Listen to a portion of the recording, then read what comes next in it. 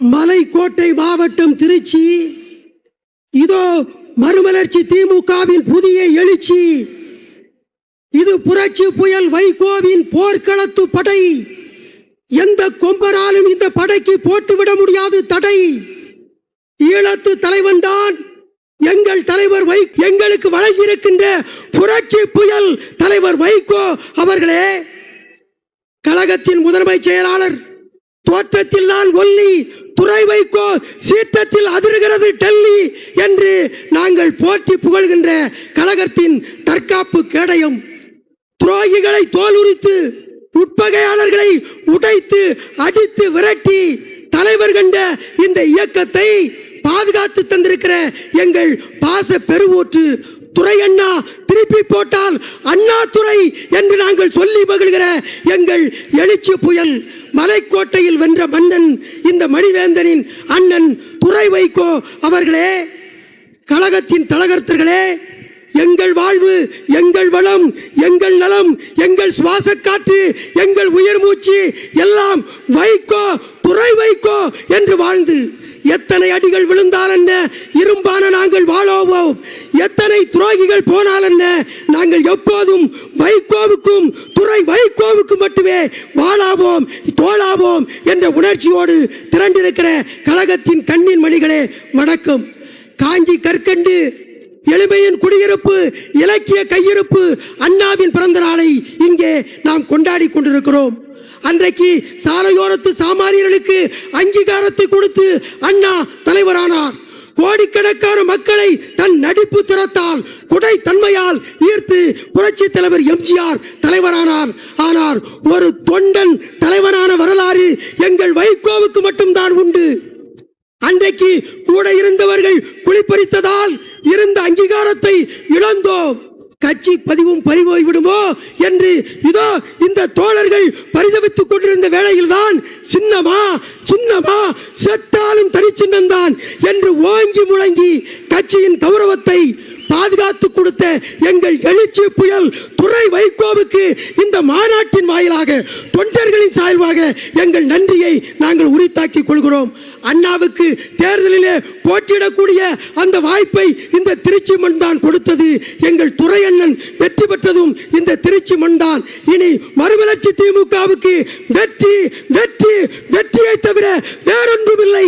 அந்த உணர்வோடு இங்கே நாங்கள் திரண்டிருக்கிறோம். வாரிசு வரமாட்டார், வாரி சுருட்டிக் கொள்ளலாம். வசூல் பணத்தை வைகோ பெயரை சொல்லி அள்ளிக்கொள்ளலாம் என்று நினைத்தவர்கள் இன்றைக்கு வாரிசு வாரிசு என்று கூப்பாடு கொண்டு கொண்டிருக்கிறார்கள்.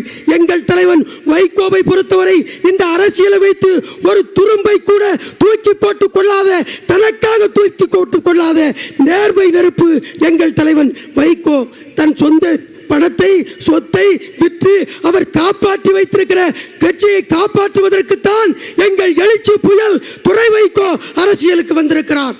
பட்டினி கிடந்து, பசியால் மெலிந்து, கடனில் விழுந்து, உடமை இழந்து, துன்பப்பட்டு, துயரப்பட்டு, பயணப்பட்டு, கவலைப்பட்டு வந்திடினும் களத்தை விட்டு ஓடாத இதோ இந்த காளைகளின் கண்ணீரை துடைப்பதற்குத்தான் எங்கள் எழுச்சி புயல் துறை வைகோ அரசியலுக்கு வந்திருக்கிறார். எழுச்சி புயலே, துறை வைகோவே, உன் கரத்தை பற்றி இழந்த அங்கீகாரத்தை நாங்கள் மீட்டே தீர்வோம். தமிழ்நாட்டு அரசியலில் மறுமலர்ச்சி திமுக மாபெரும் சக்தியாக மாற்றப்பட்டே தீரும்.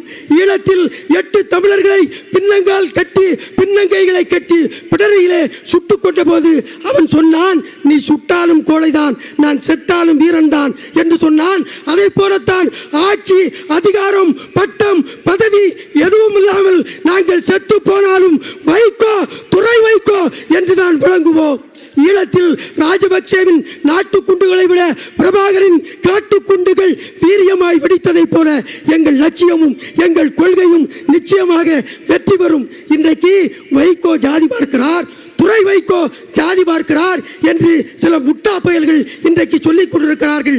இதோ உரையாற்றிக் கொண்டிருக்கிற மணிவேந்தனை பொது மேடையில் கட்டபொம்மனுக்கு வீரன் சுந்தரலிங்கம் போல் எனக்கு கிடைத்த வீரன் சுந்தரலிங்கம் மணிவேந்தன் என்று சொன்னவன் எங்கள் அண்ணன் எழுச்சி புயல் துரை வைகோ.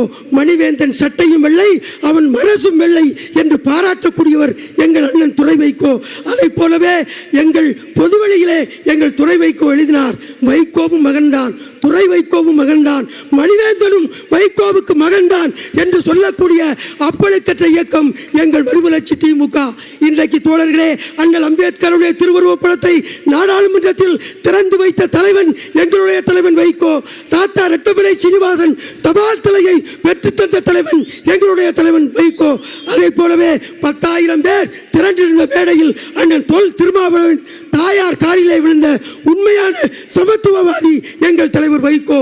கலிங்கப்பட்டியில் சமத்துவ சுடுகாட்டை நிறுவி இன்றைக்கு உண்மையான சமத்துவவாதியாக எங்கள் தலைவன் வைகோ உயர்ந்திருக்கிறார் என்று சொல்லி, ஒடுக்கப்பட்ட தேவேந்திரகுல சமுதாயத்தில் பிறந்த இந்த மணிவேந்தனை இன்றைக்கு ஒரு எழுத்தாளனாக்கி, பேச்சாளனாக்கி, கவிஞனாக்கி உங்கள் முன்னால் நிறுத்தியிருக்கிற எங்கள் தலைவன் வைகோ உண்மையான அம்பேத்கர் என்பதை இந்த நேரத்திலே சொல்லி, கழக கண்மணிகளே, நாம் பெற்று வருவோம். மறுமலர்ச்சி திமுக வருங்காலத்தில் துரை வைகோ கரத்தை பற்றி மிகப்பெரிய எழுச்சியை பெறும் என்று சொல்லி விடைபெறுகிறேன். நன்றி, வணக்கம்.